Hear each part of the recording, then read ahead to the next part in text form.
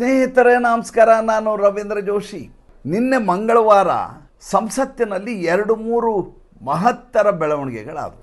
ಮೊದಲನೇದಾಗಿ ವಿಪಕ್ಷದವರು, ವಿಶೇಷವಾಗಿ ಕಾಂಗ್ರೆಸ್ಸಿನವರು, ಲೋಕಸಭಾ ಸ್ಪೀಕರ್ ಆದಂಥ ಓಂ ಪ್ರಕಾಶ್ ಬಿರ್ಲಾ ಅವರ ವಿರುದ್ಧ ಅವಿಶ್ವಾಸ ನಿರ್ಣಯ ತರಬೇಕು ಅನ್ನುವಂಥ ತೀರ್ಮಾನವನ್ನು ಮಾಡಿ ಎಲ್ಲರ ಹತ್ರ ಸಹಿ ಸಂಗ್ರಹಣೆಯನ್ನು ಮಾಡ್ತಾ ಇದ್ದಾರೆ. ಸುಮಾರು 118 ಜನ ಅದರಲ್ಲಿ ಸಹಿ ಹಾಕಿದ್ದಾರೆ.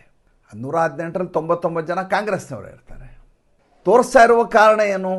ಓಂ ಪ್ರಕಾಶ್ ಬಿರ್ಲಾ ಅವರು ನಿಷ್ಪಕ್ಷಪಾತವಾಗಿ ನಡ್ಕೋತಾ ಇಲ್ಲ, ನರೇಂದ್ರ ಮೋದಿ ಅವರ ಏಜೆಂಟರ ರೀತಿಯಲ್ಲಿ ಕೆಲಸ ಮಾಡ್ತಾ ಇದ್ದಾರೆ. ಎರಡನೇದ್ದು, ವಿಪಕ್ಷ ನಾಯಕನಿಗೆ ಮಾತನಾಡಲಿಕ್ಕೆ ಅವಕಾಶವನ್ನೇ ಮಾಡಿಕೊಡ್ತಾ ಇಲ್ಲ, ಏಕಪಕ್ಷೀಯವಾಗಿ ನಡ್ಕೋತಾ ಇದ್ದಾರೆ. ಇದು ಮೊದಲೇದು. ಎರಡನೇದ್ದು ಭಾಳ ಮುಖ್ಯವಾದದ್ದು. ಸಂಸದೀಯ ಖಾತೆ ಸಚಿವರಾದಂಥ ಕಿರಣ್ ರಿಜಿಜು ಅವರು ಒಂದು ವಿಡಿಯೋವನ್ನು ಬಿಡುಗಡೆ ಮಾಡಿದ್ದಾರೆ. ಏನು ವಿಡಿಯೋ? ಯಾವಾಗ ರಾಷ್ಟ್ರಪತಿಯವರ ಭಾಷಣದ ಕುರಿತು ವಂದನಾ ನಿರ್ಣಯಕ್ಕೆ ಪ್ರತಿಯಾಗಿ ನರೇಂದ್ರ ಮೋದಿಯವರು ಭಾಷಣ ಮಾಡ್ತಾರೆ ಸಂಜೆ 5 ಗಂಟೆಗೆ ಅಂತ ತೀರ್ಮಾನ ಆಗಿತ್ತು, ಆ ಸಂದರ್ಭದಲ್ಲಿ ಇನ್ನೇನು ನರೇಂದ್ರ ಮೋದಿಯವರು ಬಂದು ಭಾಷಣ ಮಾಡಬೇಕು, ಕರೆಕ್ಟಾಗಿ ಅದೇ ಟೈಮ್ಗೆ ಟ್ರೆಜರಿ ಬೆಂಚಿನ ಸುತ್ತ ನರೇಂದ್ರ ಮೋದಿ ಅವ್ರನ್ನ ಘೇರಾವ್ ಮಾಡಲಿಕ್ಕೆ ಕಾಂಗ್ರೆಸ್ಸಿನ ಒಂದಿಷ್ಟು ಮಹಿಳಾ ಸಂಸದರು ಸುತ್ತಲೂ ಕಾಯ್ಕೊಂಡು ನಿಂತಂಥ ಒಂದು ವಿಡಿಯೋವನ್ನು ಬಿಡುಗಡೆ ಮಾಡಿದರು. ಇದು ಕೇವಲ ಕಾಯ್ಕೊಂಡು ನಿಂತದ್ದಲ್ಲ, ಯಾವ ರೀತಿಯ ಟೂಲ್ ಕಿಟ್ಟನ್ನು ನಿರ್ಮಾಣ ಮಾಡಲಾಗಿತ್ತು ಅಂದರೆ ಸರಿಯಾಗಿ ಅವರ ಮೇಲೆ ದಾಳಿ ಮಾಡಲಿಕ್ಕೆ ಬೇಕಾದಂಥ ಎಲ್ಲ ರೀತಿಯ ಸಂಜ್ಞೆಗಳು, ಸಂಕೇತಗಳು, ಮಾತುಗಳು, ಗೊಣಗಾಟ ಎಲ್ಲವೂ ಕೇಳಿಸುವಂಥ ಒಂದು ವಿಡಿಯೋ ಆಗಿತ್ತು. ಆ ಸಂದರ್ಭದಲ್ಲಿ ಆ ಕಡೆಯಿಂದ ಗಿರಿರಾಜ್ ಸಿಂಗು, ಈ ಕಡೆಯಿಂದ ಪ್ರಹ್ಲಾದ್ ಜೋಶಿ ಅವರು ಇದಕ್ಕೆ ಅವಕಾಶ ಮಾಡಿಕೊಡಲಾರ್ದ ಹಾಗೆ ಪ್ರಯತ್ನ ಮಾಡ್ತಾ ಇರೋದು, ಮಹಿಳಾ ಸಂಸದರು ಮುಂಚೆಯೇ ತಯಾರಿ ಮಾಡಿ ಒಬ್ರಿಗೊಬ್ಬರು ಕಣ್ಸನ್ನೆ ಮಾಡ್ಕೋತಾ ಇರೋದು, ಈ ಎಲ್ಲ ಮಾಹಿತಿಗಳನ್ನು ಒಳಗೊಂಡಂಥ ಒಂದು ವಿಡಿಯೋವನ್ನು ಅವರು ಬಿಡುಗಡೆ ಮಾಡಿದರು. ಮೂರನೇದ್ದು, ರಾಹುಲ್ ಗಾಂಧಿ ಅವರು ಒಂದು ಪ್ರಶ್ನೆಯನ್ನು ಕೇಳಿದರು ನಿನ್ನೆ. ಅದೇನಪ್ಪ ಅಂತಂದರೆ, ಈ ಪುಸ್ತಕ ಪ್ರಕಟಣೆ ಆಗಿಲ್ಲ ಅಂತ ಹೇಳ್ತಾ ಇದ್ದೀರಿ ಜನರಲ್ ನರವಣೆ ಅವ್ರದ್ದು. ಆ ಪುಸ್ತಕವನ್ನು ನಾನು ತೊಗೊಂಬಂದಿದ್ದೆ, ಪುಸ್ತಕ ಬಿಡುಗಡೆ ಆಗಿಲ್ಲ ಅಂತ ಹೇಳ್ತಾ ಇರೋದು ಸುಳ್ಳು ಅನ್ನೋದು ಈಗಾಗಲೇ ಸಾಬೀತಾಗಿದೆ. ಈಗ ಪೆಂಗ್ವಿನ್ ಕಂಪ್ನಿ ಏನಿದೆ, ಪಬ್ಲಿಷರ್ ಏನಾದರೆ, ಅವರು ಸುಳ್ಳು ಹೇಳಿದಾರೋ ಅಥವಾ ಜನರಲ್ ನರವಣೆ ಅವರು ಸುಳ್ಳು ಹೇಳಿದಾರೋ? ಯಾಕೆ ಪುಸ್ತಕವನ್ನು ಪ್ರಕಾಶನ ಮಾಡಿಲ್ಲ ಅಂತ ಪೆಂಗ್ವಿನ್ ಹೇಳ್ತಾ ಇದೆ. ನಾವು ಪಬ್ಲಿಷೇ ಮಾಡಿಲ್ಲ, ಇದನ್ನ ಇವ್ರ ಮೇಲೆ ನಾವು ಕಾನೂನು ರೀತಿಯ ಕ್ರಮ ಕೈಗೊಳ್ತೀವಿ, ಹಕ್ಕು ಸ್ವಾಮ್ಯ ನಮ್ಮ ಹತ್ರ ಇದೆ, ಅದರ ಕಾಪಿರೈಟು, ಇದನ್ನು ನಾವು ರಕ್ಷಣಾ ಸಚಿವಾಲಯಕ್ಕೆ MODಗೆ ಕಳಿಸಿದ್ವಿ, ಮಿನಿಸ್ಟ್ರಿ ಆಫ್ ಡಿಫೆನ್ಸ್ಗೆ. ಅಷ್ಟರಲ್ಲಿ ಈ ರೀತಿಯದಾದು ಇದಾಗಿದೆ ಅಂತಂದರೆ ಇದ್ರ ಮೇಲೆ ನಾವು ಕಾನೂನು ರೀತಿಯ ಕ್ರಮ ಕೈಗೊಳ್ತೀವಿ. ಯಾಕೆಂದರೆ ನಮಗೆ ಈ ರೀತಿ ಪೈರೇಟ್ ಸಂಚಿಕೆಗಳು ಬಂದರೆ ಪಬ್ಲಿಷರ್ಗೆ ಭಾಳ ದೊಡ್ಡ ಮಟ್ಟದ ನಷ್ಟ ಆಗತ್ತೆ. ಈಗಾಗಲೇ ಸೋಷಿಯಲ್ ಮೀಡಿಯಾದಲ್ಲಿ ಅದು PDF ಫೈಲ್ಗಳು ಓಡಾಡ್ತಾ ಇದ್ದಾವೆ. ಇದು ಒಂದು ಆರ್ಥಿಕವಾಗಿ ನಷ್ಟ ಒಂದು. ಎರಡನೇ, ಕಾನೂನು ರೀತಿ ಅದು ದೊಡ್ಡದಾದಂಥ ಅಪರಾಧ. ಏಕೆಂದರೆ ದೇಶದ ಸಮಗ್ರತೆ, ದೇಶದ ಸಾರ್ವಭೌಮತೆ, ದೇಶದ ಭದ್ರತೆಗೆ ಕುತ್ತು ತರುವಂಥ ವಿಚಾರ ಇದು. ಆದ್ದರಿಂದ ಪೆಂಗ್ವಿನ್ ಯಾರು ಈ ಕೆಲಸವನ್ನು ಮಾಡಿದರೂ ಅವ್ರ ಮೇಲೆ ಕಾನೂನು ರೀತಿಯ ಕ್ರಮ ಕೈಗೊಳ್ಳಲಿಕ್ಕೆ ನಮ್ಮ ಪ್ರಕಾಶನ ಸಂಸ್ಥೆ ಸಿದ್ಧ ಇದೆ ಅಂತ ಹೇಳಿದ್ದಾರೆ. ಈಗಾಗಲೇ 2 ಪ್ರಕರಣಗಳನ್ನು ದಾಖಲು ಮಾಡಲಾಗಿದೆ. ಒಂದು ಪಾರ್ಲಿಮೆಂಟ್ ಸ್ಟ್ರೀಟ್ ಪೊಲೀಸ್ ಸ್ಟೇಷನ್ನಲ್ಲಿ, ಇನ್ನೊಂದು ದಿಲ್ಲಿ ಕ್ರೈಮ್ ಬ್ರಾಂಚ್ನವರು ಒಂದು ಕೇಸನ್ನು ಹಾಕಿದ್ದಾರೆ, ಸ್ಪೆಷಲ್ ಸೆಲ್ನವರು. 2 ವಿಚಾರವನ್ನು ನಿನ್ನೆಯ ಸಂಚಿಕೆಯಲ್ಲಿ ಹೇಳಿದ್ದಾರೆ. ರಾಹುಲ್ ಗಾಂಧಿ ಹೇಳ್ತಾರೆ, ನನಗೆ ಜನರಲ್ ನರವಣೆ ಅವ್ರ ಮೇಲೆ ನಂಬಿಕೆ ಇದೆ. ಯಾಕೆಂದರೆ ಅವರು ಟ್ವೀಟ್ ಮಾಡಿದ್ರು. ಟ್ವೀಟ್ ಮಾಡಿದ್ದು ಯಾವಾಗ? 2023ರಲ್ಲಿ. ರಿಟೈರ್ ಆಗಿದ್ದು 2022ರಲ್ಲಿ. 2023ರಲ್ಲಿ ಟ್ವೀಟ್ ಮಾಡಿದ್ದೇನು? ಪ್ರೀ ಆರ್ಡರ್ ಕೊಡಿ, ಪ್ರೀ ಬುಕ್ ಆರ್ಡರ್ ಕೊಡಿ ಅಂತ. ಅಂದರೆ ಪ್ರಕಟಣೆಗೆ ಮುನ್ನ ಡಿಸ್ಕೌಂಟಿನಲ್ಲಿ ಪುಸ್ತಕವನ್ನು ಮಾರಾಟ ಮಾಡುವಂಥ ಒಂದು ಪ್ರಕ್ರಿಯೆ ಅದು. ಅದಕ್ಕೆ ಬುಕ್ ಮಾಡಿಕೊಳ್ಳಿ ಅಂತ ಅವ್ರು ಕೊಟ್ಟಿದ್ದಾರೆ. ಅದನ್ನು ಇವರು ಟ್ವೀಟ್ ಮಾಡಿದರು ನೋಡಿ, ಆವಾಗಲೇ ಟ್ವೀಟ್ ಮಾಡಿದ್ದಾರೆ. 2023ರಲ್ಲಿ ಪುಸ್ತಕ ತೊಗೊಳ್ಳಿ ಅಂತ ಹೇಳಿದ್ದಾರೆ. ಪುಸ್ತಕ ತೊಗೊಳ್ಳಿಕ್ಕೆ ಹೇಳಿಲ್ಲ, ಪ್ರೀ ಪಬ್ಲಿಕೇಶನ್ ಆರ್ಡರ್ ಮಾಡಿ ಅಂತ ಹೇಳಿದ್ದಾರೆ. ಪ್ರಕಾಶನಕ್ಕೆ ಮುಂಚೆ, ಪ್ರಕಟಣೆಗೆ ಮುಂಚೆ ಆರ್ಡರ್ ಮಾಡಿಕೊಳ್ಳಿ ಅಂತ ಹೇಳಿದ್ದಾರೆ. ರಾಹುಲ್ ಗಾಂಧಿ ಅದನ್ನು ಈ ರೀತಿ ತಿರುಚಿ, ಅವ್ರು ನಿರಂತರವಾಗಿ ಈ ರೀತಿ ತಿರುಚ್ತಾ ಇರ್ತಾರೆ. ಅದು ದೊಡ್ಡ ವಿಷಯ ಅಲ್ಲ. ಈಗ ಒಂದೊಂದಾಗಿ ವಿಷಯದ ಬಗ್ಗೆ ಮಾತಾಡೋಣ. ಮೊದಲನೇದಾಗಿ ಈ ಓಂ ಪ್ರಕಾಶ್ ಬಿರ್ಲಾ ಅವ್ರ ಮೇಲೆ ಅವಿಶ್ವಾಸ ಗೊತ್ತುವಳಿಯನ್ನು ನಿರ್ಣಯವನ್ನು ತರ್ತಾ ಇರುವಂಥ ಒಂದು ಪ್ರಕ್ರಿಯೆ. ಇದೇನು ಹೊಸೇನಲ್ಲ, ಇದು 1962ರಿಂದ ನಡ್ಕೊಂಡ್ಬಂದಿರುವಂಥ ಮಾವಲಂಕರ್ ಅಂತೇಳಿ ಅವತ್ತಿಂದ ಜಿ ಡಿ ಮಾವಲಂಕರ್ ಅನ್ನುವಂಥ ಸಭಾಧ್ಯಕ್ಷನ ಮೇಲೆ ಅವತ್ತಿದ್ದಂಥ ವಿಪಕ್ಷದವರು ಇದೇ ರೀತಿಯಾದಂಥ ಅವಿಶ್ವಾಸ ಗೊತ್ತುವಳಿಯನ್ನು ತಂದಿದ್ದರು. ಪ್ರಶ್ನೋತ್ತರ ಎಲ್ಲ ಆದಮೇಲೆ ಮತಕ್ಕೆ ಅದನ್ನು ತರಲಿಲ್ಲ, ಅಲ್ಲಿಗೆ ಬಿದ್ದೋಯ್ತು. ಅದಾದಮೇಲೆ ಬಲರಾಮ್ ಜಾಖಡ್ಗೆ ಇದೇ ರೀತಿ ಮಾಡಲಾಯಿತು, ಅದು ಬಿದ್ದೋಯ್ತು. ಮೀರಾ ಕುಮಾರ್ಗೆ ಬಿ ಜೆ ಪಿಯವ್ರು ಮಾಡಿದರು, ಅದು ಬಿದ್ದೋಯ್ತು. ಇದೇ ಓಂ ಪ್ರಕಾಶ್ ಬಿರ್ಲಾ ಅವ್ರ ವಿರುದ್ಧವೇ ಅವಿಶ್ವಾಸ ನಿರ್ಣಯ ತರ್ತೀವಿ ಅಂತ ಇದೇ ಕಾಂಗ್ರೆಸ್ನವರು ಪ್ರಯತ್ನ ಮಾಡಿ ಕೊನೆಗೆ ತರದೇ ಬಿಟ್ಟು ಹೋದರು. ಅವರಿಗೆ ಸ್ಪಷ್ಟವಾಗಿ ಕಾಂಗ್ರೆಸ್ಸಿಗೆ ಗೊತ್ತಿದೆ, ನಾವು ಅವಿಶ್ವಾಸ ನಿರ್ಣಯವನ್ನು ಗೊತ್ತುವಳಿಯನ್ನು ತಂದದ್ದೇ ಆದರೆ ನಮಗೆ ಅಷ್ಟು ಸಂಖ್ಯೆಯ ಮತಗಳಿಲ್ಲ. ನಮ್ಮ ಹತ್ರ 272 ಮತಗಳು ಬೇಕಾದ್ರೆ ಮ್ಯಾಜಿಕ್ ನಂಬರ್ ದಾಟ್ಬೇಕು, 273 ಆಗಬೇಕು, ಅಷ್ಟು ಇಲ್ಲ. ಆದರೆ ಬ್ಲ್ಯಾಕ್ ಮೇಲ್ ಮಾಡಬಹುದಲ್ವಾ? ಜಗದೀಪ್ ಧನ್ಖಡ್ಗೆ ಇದೇ ರೀತಿಯಾಗಿ ರಾಜ್ಯಸಭೆಯಲ್ಲಿ ಮಾಡುವಂಥ ಪ್ರಯತ್ನ ಮಾಡಲಾಗಿತ್ತು, ಅದು ತಮಗೆ ಗೊತ್ತಿರೋ ವಿಚಾರ. ಅಂದರೆ ಈ ಓಂ ಪ್ರಕಾಶ್ ಬಿರ್ಲಾ ಅವರು ಇಮೋಷ್ನಲಿ ಡಿಸ್ಟ್ರಕ್ಟ್ ಮಾಡಬೇಕು ಅವ್ರನ್ನ ಅನ್ನುವಂಥ ರಾಹುಲ್ ಗಾಂಧಿಯವರ ಡೈಲಾಗ್ ಇದೆ ಯಾವಾಗಲೂ. We have distracted Narendra Modi emotionally ಅಂತ ಲೋಕಸಭಾ ಚುನಾವಣೆ ಆದಮೇಲೆ ಅವ್ರು ಯಾವಾಗಲೂ ಹೇಳ್ಕೊಂಡು ಓಡಾಡ್ತಾಯಿದ್ರು. ಮುಂದೆ ಏನಾಯಿತು ಅಂತ ನಿಮ್ಗೆ ಗೊತ್ತಿದೆ. ಆ ರೀತಿಯಾದಂಥ ಪ್ರಯತ್ನವನ್ನು ಈಗ ಓಂ ಪ್ರಕಾಶ್ ಬಿರ್ಲಾ ಅವರು ಮಾಡ್ತಾಯಿದ್ದಾರೆ. ಕಾರಣ ಏನು ಹೇಳ್ತಾ ಇದ್ದಾರೆ? ರಾಹುಲ್ ಗಾಂಧಿಗೆ ಮಾತಾಡಲಿಕ್ಕೆ ಅವಕಾಶ ಕೊಡ್ತಾ ಇಲ್ಲ. ನೋಡಿ ಎಂಥ ವಿಚಿತ್ರ ಇದೆ ಅಂದರೆ, ಇಬ್ಬರಿಗೆ ಮಾತಾಡಲಿಕ್ಕೆ ಅವಕಾಶ ಇರುತ್ತೆ ಯಾವಾಗಲೂ. ಒಂದು ಸಂಸದೀಯ ಖಾತೆಯ ಸಚಿವರು, ಅವರೇ ನಿರ್ವಹಿಸ್ತಾ ಇರ್ತಾರೆ ಸಂಸದೀಯ ವ್ಯವಹಾರಗಳ ಸಚಿವರು ಕಿರಣ್ ರಿಜಿಜು. ಅವರಿಗೆ ಸ್ಪೀಕರ್ ಅವಕಾಶ ಮಾಡಿಕೊಡ್ಬೇಕಾಗತ್ತೆ. ಏಕೆಂದರೆ ಅವರು ಇಡೀ ಅಲ್ಲಿಯ ವಿದ್ಯಮಾನಗಳೇನಿದೆ ಅದನ್ನು ಸಂಪೂರ್ಣವಾಗಿ ತನ್ನ ಹಿಡಿತಕ್ಕೆ ಇಟ್ಕೋಬೇಕಾದಂಥ ಜವಾಬ್ದಾರಿ ಸಂಸದೀಯ ಖಾತೆಯ ಸಚಿವರಿಗೆ ಇರುತ್ತೆ. ಎರಡನೇದು ವಿಪಕ್ಷ ನಾಯಕನಿಗೆ ಅವಕಾಶ ಕೊಡಬೇಕು. ಅಂದರೆ ಕೇಳಿದಾಗಲ್ಲ, ಮುಂಚೆಯೇ ಕೇಳಿಕೊಂಡು ನನಗೆ ಮಾತನಾಡಲಿಕ್ಕೆ ಅವಕಾಶ ಕೊಡಿ ಅಂತ ಹೇಳಿ ಅದಾದ ಮೇಲೆ ಮಾತನಾಡೋದು. ಆಮೇಲೆ ಯಾವ ವಿಷಯಕ್ಕೆ ಸಂಬಂಧಪಟ್ಟು ಆಗಿ ಚರ್ಚೆ ನಡೀತಾ ಇದೆ ಅದ್ರ ಬಗ್ಗೆ ಮಾತಾಡಬೇಕೇ ವಿನ ನಿಮಗಿಷ್ಟ ಬಂದ ವಿಷಯದ ಬಗ್ಗೆ ಮಾತಾಡೋ ಹಾಗಿಲ್ಲ. ಅಲ್ಲಿ ನಡೀತಾ ಇದ್ದದ್ದೇನೋ ರಾಷ್ಟ್ರಪತಿಯವರ ಭಾಷಣಕ್ಕೆ 1ನೇ ನಿರ್ಣಯ ಕುರಿತಾಗಿ ಇವರು ಅದಕ್ಕೆ ಭಾಷಣ ಮಾಡಬೇಕು. ಅದ್ರ ಮೇಲೆ ಇವರು ಏನು ಬೇಕಾದರೂ ಹೇಳ್ಬೋದು, ಸರ್ಕಾರ ಸರಿಯಾಗಿ ನಡೀತಾ ಇಲ್ಲ, ರಾಷ್ಟ್ರಪತಿಯವರು ಹೇಳಿದ್ದನ್ನು ಒಪ್ಪೋದಿಲ್ಲ, ಈ ಸರ್ಕಾರದಲ್ಲಿ ಯಾವುದೇ ಕೆಲಸ, ಏನು ಬೇಕಾದ್ರೆ ಹೇಳಿ. ಮಾತಾಡಬೇಕಾಗಿದ್ದು ಅದನ್ನ ಯಾವುದೋ ಒಂದು ಪುಸ್ತಕ ತೊಗೊಂಬಂದು ಪಬ್ಲಿಷ್ ಆಗದೇ ಇರೋ ಪುಸ್ತಕ ತೆಗೆದುಕೊಂಡು ಬಂದು ಅದರ ಮಧ್ಯೆ ಇರುವಂಥ ಉಲ್ಲೇಖವನ್ನು ಹಿಡಿದು ಚೈನಾದ ಆ ಸಂದರ್ಭದಲ್ಲಿ ನರೇಂದ್ರ ಮೋದಿ ಅವರು ಜವಾಬ್ದಾರಿಯಿಂದ ನಿರ್ವಹಿಸ್ತಿಲ್ಲ ಅಂತ ಹೇಳೋದಲ್ಲ. ಏಕೆಂದರೆ ಪುಸ್ತಕ ಪಬ್ಲಿಷ್ ಆಗಿಲ್ಲ. ಒಂದು ವೇಳೆ ಅದು ಪಬ್ಲಿಷ್ ಆಗಿದ್ರೂ ಕೂಡ ಅದರ ಸತ್ಯಾಸತ್ಯತೆ ಏನು ಅಂತ ಅರಿಬೇಕಲ್ಲ.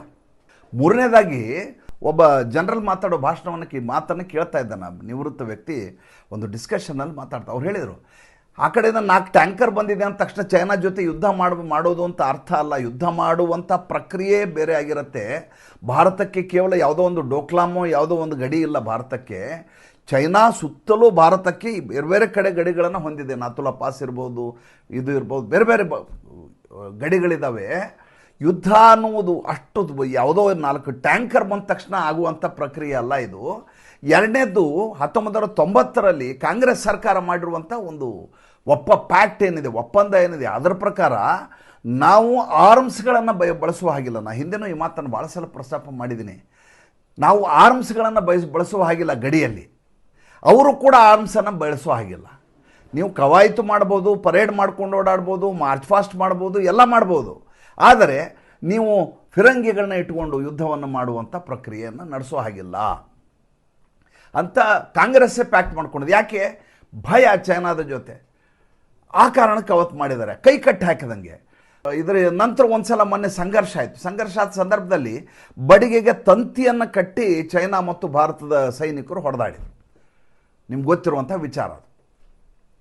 ಹಾಗಿರುವಾಗ ಯಾವುದೋ ಟ್ಯಾಂಕರ್ ಬಂದಿದೆ ಅಂದ ಕಾರಣಕ್ಕೆ ಈ ಕಡೆಯಿಂದ ಯುದ್ಧ ಮಾಡಿಬಿಡಬೇಕು ಅನ್ನೋದಾಗಲಿ, ನರೇಂದ್ರ ಮೋದಿಯವರು ಅದಕ್ಕೆ ರಿಯಾಕ್ಟ್ ಮಾಡಲಿಲ್ಲ ಅನ್ನೋದಾಗಲಿ ಇದನ್ನು ಕಾರಣ ಅಂತ ತಗೊಳ್ಳಿಕ್ಕಾಗೋದಿಲ್ಲ. ದೊಡ್ಡ ಮಟ್ಟದ ಚರ್ಚೆಯೂ ಅಲ್ಲ.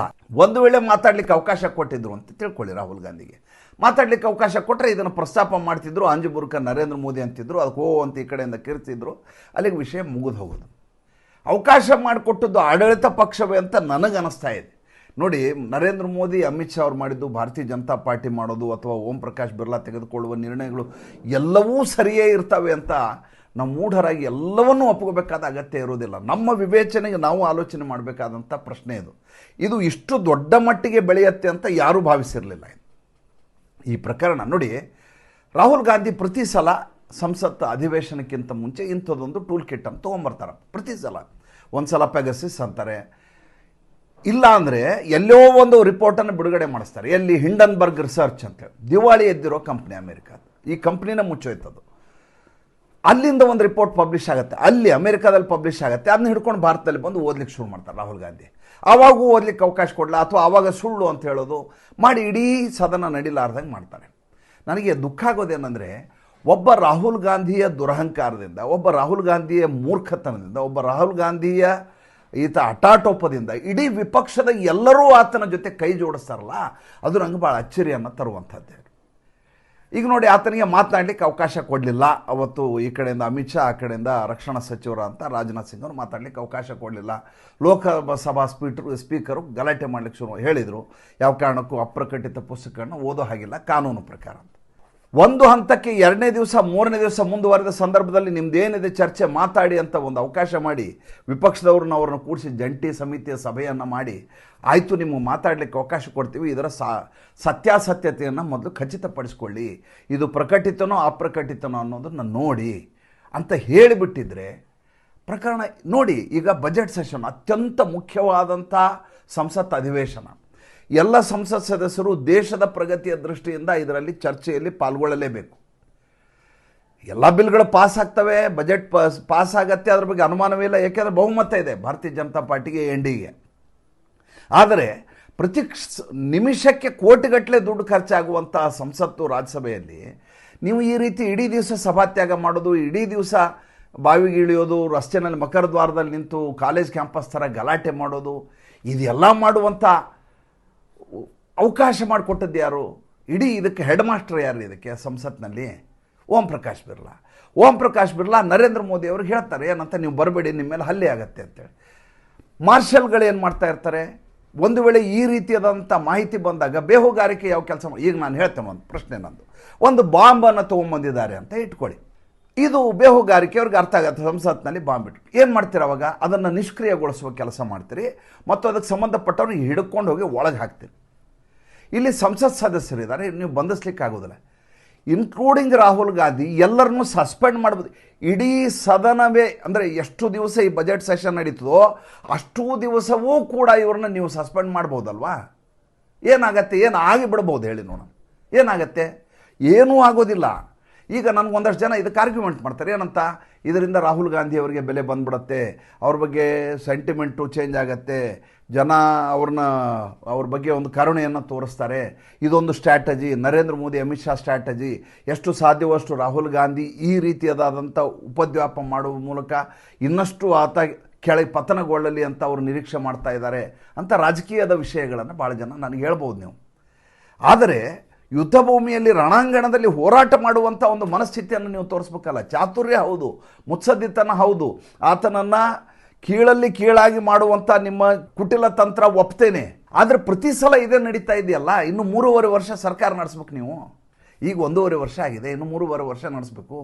ಗಹನವಾದ ವಿಚಾರಗಳ ಚರ್ಚೆ ಆಗಬೇಕು, ಎಷ್ಟೋ ಕೆಲಸಗಳಾಗಬೇಕು. ಜಗತ್ತು ಸಂಸತ್ತನ್ನು ನೋಡ್ತಾ ಇರುತ್ತೆ. ನರೇಂದ್ರ ಮೋದಿ ಅವರ ಆಡಳಿತ ಕಾಲದಲ್ಲಿ ಯಾವುದೇ ಕಲಾಪಗಳು ನಡೆಯಲೇ ಇಲ್ಲ ಅಂತ ಶರ ಬರೆದು ಹೋಗ್ಬೇಕಾ ನೀವು? ಹಾಗಾಗಬೇಕಾ? ಅಗತ್ಯ ಇಲ್ವಲ್ಲ. ಆಮೇಲೆ ಮಹಿಳಾ ಸದಸ್ಯರು ಬಂದು ಟ್ರೆಜರಿ ಬೆಂಚ್ ಬಂದು ಹೇಳ್ತಾರೆ, ಏನು ಮಾಡ್ತಾಯಿದ್ರು ಹಂಗಾರೆ? ಹೆಡ್ ಮಾಸ್ಟರ್ ಏನು ಮಾಡ್ತಾಯಿದ್ರು? ಅವ್ರು ಫೋನ್ ಮಾಡಿ ನರೇಂದ್ರ ಮೋದಿಗೆ ಬರಬೇಡ ಅಂತ ಹೇಳುವಂಥ ವ್ಯಕ್ತಿ ಅದನ್ನು ತನ್ನ ಕಂಟ್ರೋಲ್ನಲ್ಲಿ ಇಟ್ಕೋಬೇಕಾದದ್ದು ಅವ್ರದ್ದೇ ಜವಾಬ್ದಾರಿ ತಾನೆ. ಯಾಕೆ ಮಾಡೋದಿಲ್ಲ ಅದನ್ನ? ಇನ್ನು ರಾಹುಲ್ ಗಾಂಧಿ ಬಂದು ಇದಕ್ಕೆ ಜನರಲ್ ನರವಣೆ ಸುಳ್ಳು ಹೇಳಿದ್ರ ಅಥವಾ ಪೆಂಗ್ವಿನ್ ಸುಳ್ಳು ಹೇಳುತ್ತಾ ಅಂತೆಲ್ಲ ಮಾತಾಡ್ತಾ ಇದ್ದಾರೆ. ಅವರು ಇನ್ನೊಂದು ವಿಡಿಯೋ ಹರಿದಾಡ್ತಾ ಇದೆ. ಏನು?